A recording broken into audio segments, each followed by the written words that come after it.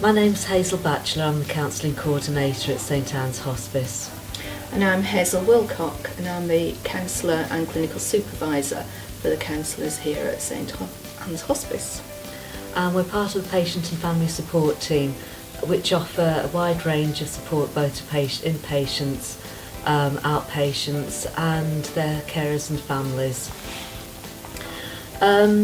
So as the counselling team, we offer particular support to patients and their families, and Christmas is such a difficult time for a lot of people. Yeah, we find that generally people struggle around a bit more, don't they, around Christmas time, and really anything, birthdays, anniversaries, but Christmas can be particularly difficult, I think. There's something really iconic, I think, about Christmas. And also, I think, because it tends to be a time for families and to be with loved ones, and everybody kind of has to be happy at Christmas time. And there's lots of lights and presents and trees and you know, it is very hard, I think. It is, it's very pressurised, and Christmas generally is a difficult time because of that expectation that it's going to be fabulous and wonderful, the best Christmas ever.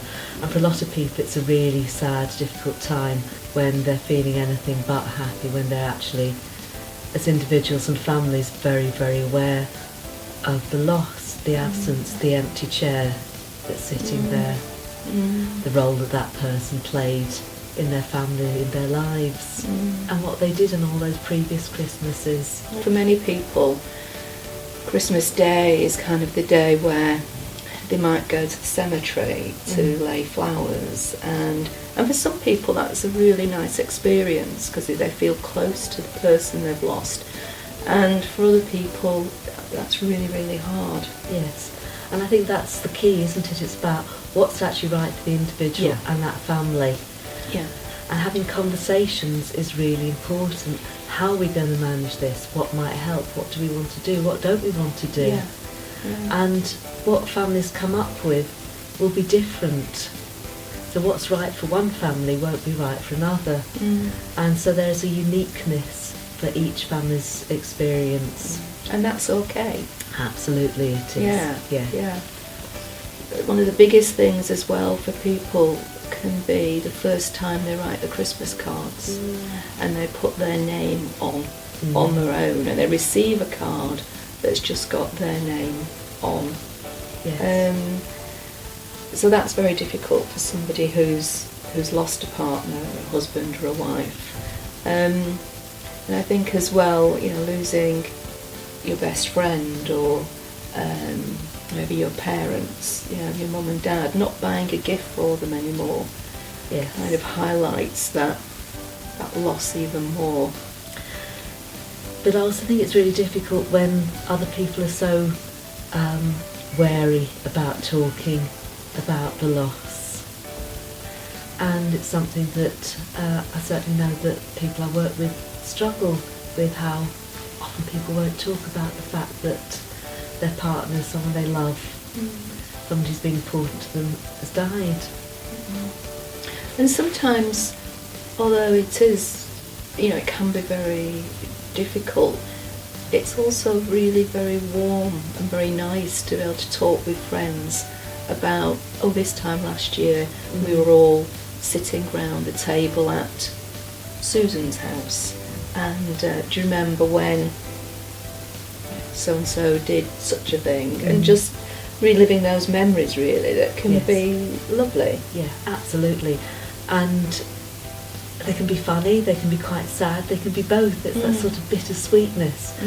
And it's about including the person who's died in an ongoing process, an ongoing connection with that person, even though they're not actually physically there, but remembering their presence and having them part of that important day.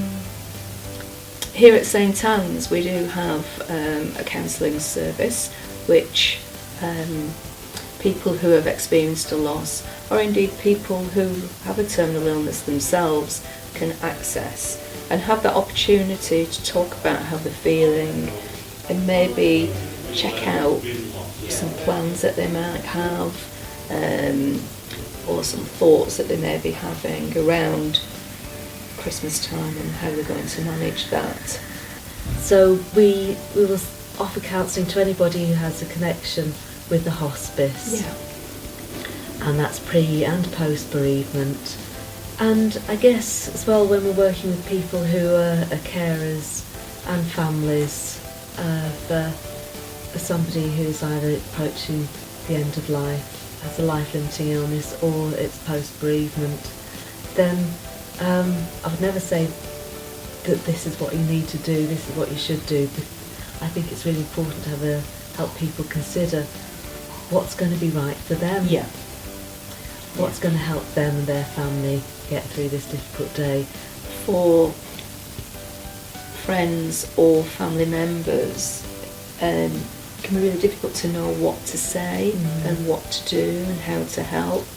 And sometimes people can feel quite stuck in that and could say nothing, which sometimes isn't helpful, or could talk a lot, which also isn't particularly helpful.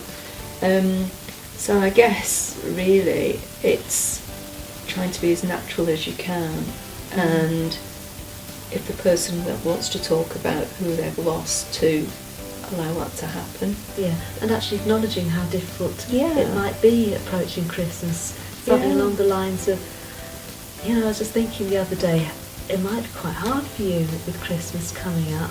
How are you doing? Yeah. And just leave it and see if the person actually wants to talk some more about it. And not asking intrusive questions, not offering advice about how to get through the day, but just giving the person the opportunity to say, and open up, if that's what they want to do.